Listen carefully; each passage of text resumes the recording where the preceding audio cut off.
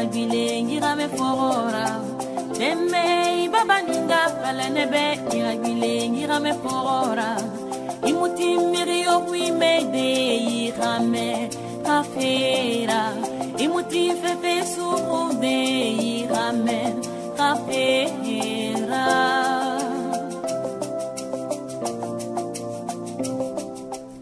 Mesdames, Messieurs, bonjour et merci de choisir la CIAR TV, votre chaîne nationale, la chaîne préférée.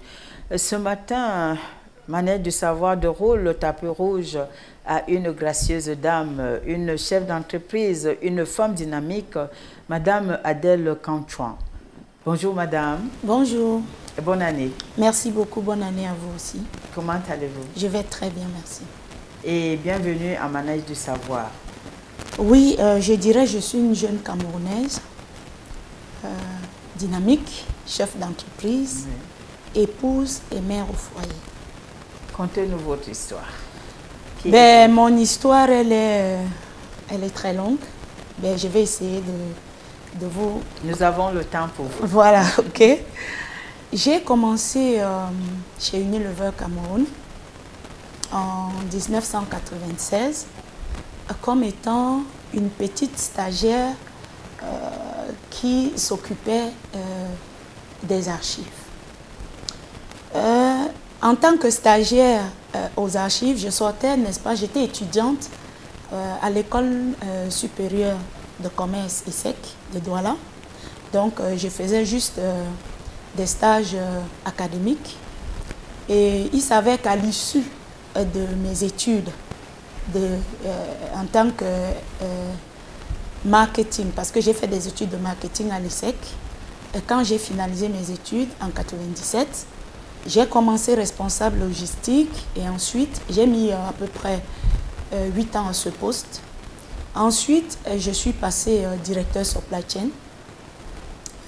Après mon parcours de directeur supply chain, Unilever en 2010 décide de se retirer et de laisser le management, le fonctionnement de ces marques au team management, parmi lequel j'étais, parce que je faisais partie du comité de direction. Donc voilà le team management qui reprend entièrement son activité en rachetant ses actions. Donc nous devenons donc Tropic Industries, avec bien sûr à la tête comme PDG un Ivoirien. Et donc, depuis novembre 2012, ils ont décidé, le conseil d'administration a unanimement décidé, n'est-ce pas, de remettre la tête de la société à ma modeste personne. Et donc, je me retrouve donc PDG de la structure depuis novembre 2012. Voilà un peu... Oui. Le parcours tel que un peu expliqué. Mais qu'est-ce qui vous a valu cette confiance? Sûrement, il y a des hommes. Vous êtes dans ce groupe, beaucoup de femmes, vous êtes l'unique femme? Je suis l'unique femme au milieu de 5 hommes. Oui. 5 dynamiques monsieur, je dois le dire. Je suis l'unique et la plus jeune. Je dois avouer que je pense, et je crois qu'ils m'écoutent, la seule différence, c'est qu'ils m'ont fait confiance pour une seule chose, le travail et beaucoup d'honnêteté dans ce que je fais. Je crois que c'est ça qui a fait la différence. Ils se sont réunis en conseil d'administration et ils ont décidé de faire confiance à la femme. Oui. Donc voilà un peu pourquoi je me suis retrouvée à ce poste. Faire confiance à la femme, alors qu'ailleurs on pense que la femme n'a pas beaucoup d'apport, n'a pas de capacité. Je ne suis pas d'accord avec ça. Je dirais plutôt que depuis que je suis à ce poste, parfois je me demande comment j'ai fait pour réussir à tenir 1 an. La femme est capable de tout. La femme a beaucoup de potentialité, je crois. Elle peut autant donner qu'un homme. Je pense que tout réside dans la volonté et l'amour de ce qu'on fait. Et voilà. Et depuis que je suis à ce poste, j'ai décidé, n'est-ce pas, de soutenir d'une manière ou d'une autre. C'est pas parce que je ne suis pas féministe, mais quand j'ai l'occasion d'accompagner une femme qui a vraiment l'amour et la volonté de se surpasser, je n'hésite pas. Donc voilà. Et quels sont les challenges que vous avez rencontrés, non pas seulement à partir de 2012, mais depuis là, vous avez fait des pas. Et sûrement, il y a eu des challenges. Ouais, ça ne manque pas dans une carrière, une si longue carrière comme la mienne. Ça ne manque pas. Les challenges sont autant professionnels que privés. Parce que vous savez, en tant qu'épouse et mère, c'est pas toujours facile, n'est-ce pas, d'allier le professionnel et le privé. Oui. Pour ce faire, moi je pense que ce qui a fait la différence pour ma part, c'est que j'ai un partenaire qui est très compréhensif, qui m'accompagne et surtout... On lui dit bonjour. Hein, on lui dit bonjour en passant, oui. Qui m'accompagne, qui est très compréhensif et surtout qui n'hésite pas, n'est-ce pas, à me conseiller sur comment faire et comment avancer. Je pense que c'est ça la clé. Sinon, ça devait être très difficile à un moment, n'est-ce pas, d'allier les deux. Oui. Parce que vous êtes toujours obligé de sacrifier une partie de vous pour pouvoir réussir dans le professionnel. Justement. Voilà. Oui, parce que justement, je voulais vous poser cette question. Comment vous alliez les deux? Comment vous vous arrangez? Peut-être cette expérience peut aider d'autres personnes qui nous écoutent, qui ont plusieurs choses à la fois, mais ne savent pas comment faire pour donner un peu de son temps pour chacune des choses. Le tout, c'est de faire la part des choses.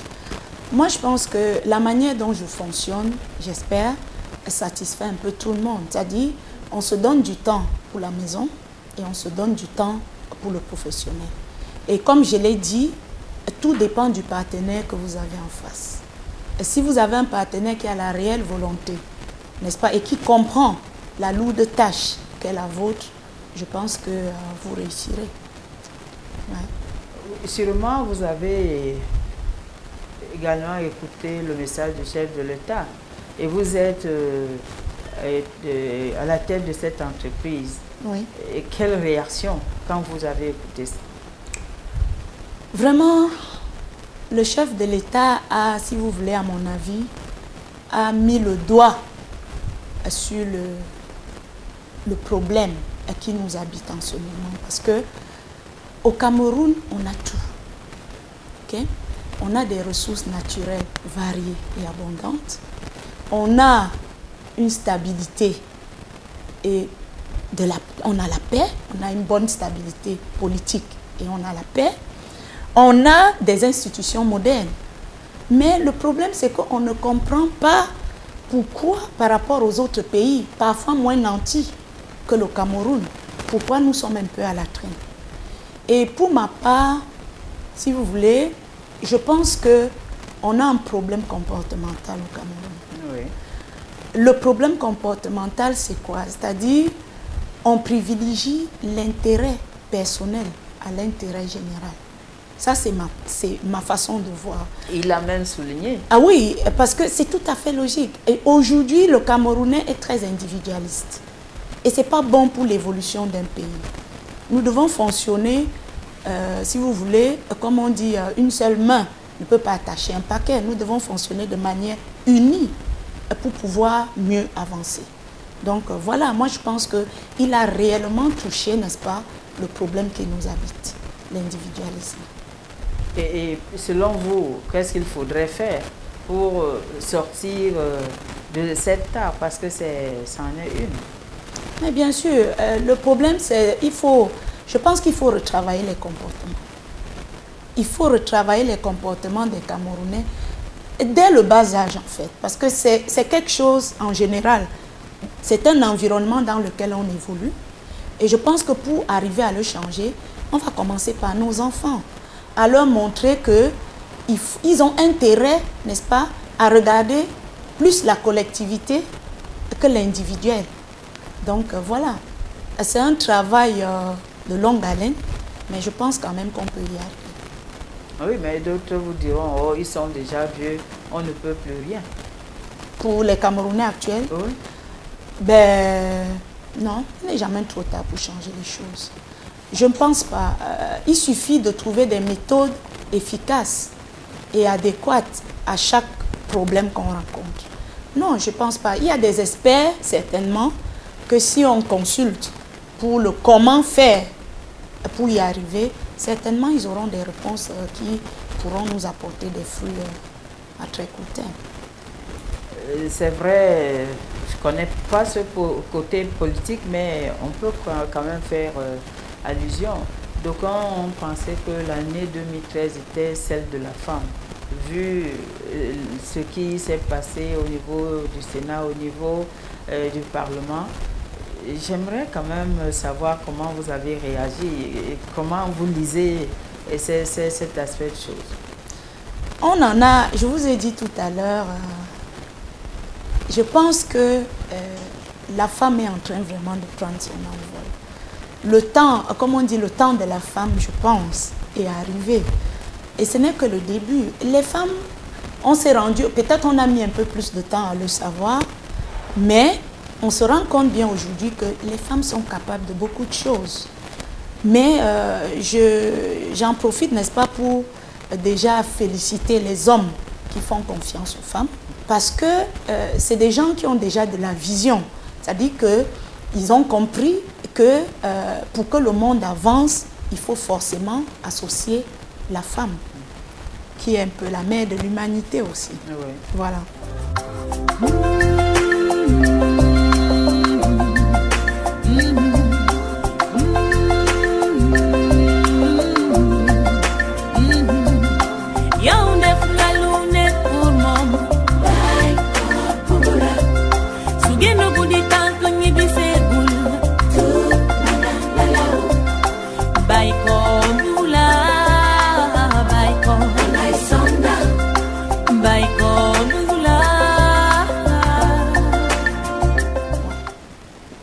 Quel est le message que vous envoyez aux femmes qui nous écoutent, parce que d'aucunes ne sont pas encore très conscientes du fait qu'elles ont des potentialités? Disons que nous les femmes, on regorge de beaucoup de potentialités, mais on ne les découvre effectivement que quand on est au pied du mur. C'est-à-dire, on n'a pas trop confiance en nous au départ. Okay? On n'a pas beaucoup confiance en nous au départ, mais une fois qu'on nous donne des responsabilités, nous-mêmes, on est étonnés du potentiel et de la manière dont nous faisons face à ces potentialités, à ces responsabilités. Je pense que non, la femme est très outillée de manière naturelle, n'est-ce pas, pour accomplir de très grandes responsabilités. Ça, il n'y a rien à faire. C'est vrai, nous avons dit ici que nous ne sommes pas féministes, mais on fait un constat pur et simple. Ouais. C'est un constat. Aujourd'hui, dans mon entreprise, je ne suis pas féministe, mais si je vais être honnête, quand une femme décide de se donner au boulot, je vous assure, les résultats sont très étonnants. Les résultats sont étonnants. Et donc, c'est plus... La femme a compris, je pense, et j'espère pour elle, qu'elle doit laisser de côté la frustration de se dire sexe faible et plutôt de se donner au travail avec tout l'engouement en tant que... tout l'engouement comme elle le fait en tant que mère de famille, c'est ce que je veux dire. Parce que si elle le fait si bien au foyer, pourquoi pas au travail? Pourquoi pas en mode professionnel? Donc, elle peut bien faire. Madame le directeur, sous quel signe placez-vous l'année 2014? Bon, je ne peux parler que de ce qui me concerne. Oui. Moi, 2014, pour ma société, je le vois comme une année de croissance. De croissance en ceci que on s'est donné beaucoup, on s'est fixé beaucoup d'objectifs ambitieux. Et je pense et j'espère qu'avec toute la volonté de l'équipe que je dirige et le dynamisme dont il regorge, je suis confiante que 2014 pour Tropic, ce sera une belle année. Donc moi, je vois ça plutôt sous un signe très positif. Et s'il vous était donné d'envoyer un message au président de la République, qu'est-ce que vous lui diriez par rapport à la situation? Peut-être vous avez quelque chose qui vous tient à cœur. Ben, tout ce que je dirais au président de la République, c'est déjà de lui dire merci. Merci parce qu'il a fait confiance aux femmes. Je lui demanderai aussi de continuer à le faire et de ne pas s'arrêter en chemin. Parce que, pour ma part, le Cameroun a besoin aussi des femmes. Et tel qu'il a commencé, il faut qu'il continue dans la même lancée. Parce que la femme, en même temps qu'elle peut très bien donner, elle éduque. Et aujourd'hui au Cameroun, nos enfants ont besoin de cette éducation, comme je le disais tantôt, c'est un problème comportemental. Et cette éducation, qui mieux que la femme, elle peut la donner aux enfants. Donc voilà, je dirais au chef de l'État de continuer dans la lancée qu'il a commencé. Et les femmes qui nous écoutent ce matin, qu'est-ce que vous leur dites? Ben, pour mes amis les femmes, je leur dirais une seule chose, le travail. Le travail, l'honnêteté et la persévérance. Qu'elles restent persévérantes. C'est vrai, vous pouvez être dans une structure, à un poste, aussi longtemps et on ne vous bouge pas. Mais il ne faut pas vous décourager. Chaque chose a son temps. Parce que si je me décourageais, moi, je ne serais pas assise ici aujourd'hui. Donc, vraiment, j'exhorte mes sœurs, les femmes, n'est-ce pas, de continuer à se battre comme elles le font si bien. À se battre dans le monde du travail et à mériter, n'est-ce pas, ce dont elles ont droit. Oui. Voilà. Et elles sont des mères de famille. Et en famille également, parce qu'il y a des fois, il y a des malentendus entre monsieur et madame. Qu'est-ce que vous dites? Ben, vous savez, l'erreur que nous commettons souvent, nous les femmes, c'est que on a tendance souvent à certains postes de responsabilité d'oublier un peu sa place d'épouse. Donc, j'exhorterai mes sœurs de continuer malgré, je vais dire, les responsabilités professionnelles qu'elles ont, de ne pas oublier d'être l'épouse dévouée et surtout assidue à son mari. C'est-à-dire, c'est en fait le déclic pour une femme arrive quand elle a le soutien de ce dernier. C'est là où le déclic arrive. Si vous êtes toute seule à vous battre sans soutien de votre époux, je vais dire pour celles qui sont mariées, c'est très difficile de réussir. Parce que quand vous serez au professionnel, vous allez vous donner, mais bien sûr avec des problèmes privés. Oui. Non. Donc vous avez intérêt à ménager le privé pour pouvoir réussir dans le professionnel. Tout à fait. Voilà. Donc il faut laisser la veste du directeur au bureau. Dès qu'on quitte le bureau, on abandonne la veste du PDG, oui, et on met le vêtement de mère au foyer et d'épouse. Oui. On met son kaba. Son kabanyango.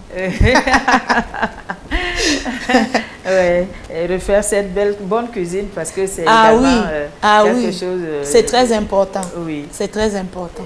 Et Adèle Kamchouan, quel est votre hobby dans la vie en dehors du travail que vous faites? Bon, en dehors du travail que je fais, j'ai beaucoup d'hobbies. J'adore voyager. Oui.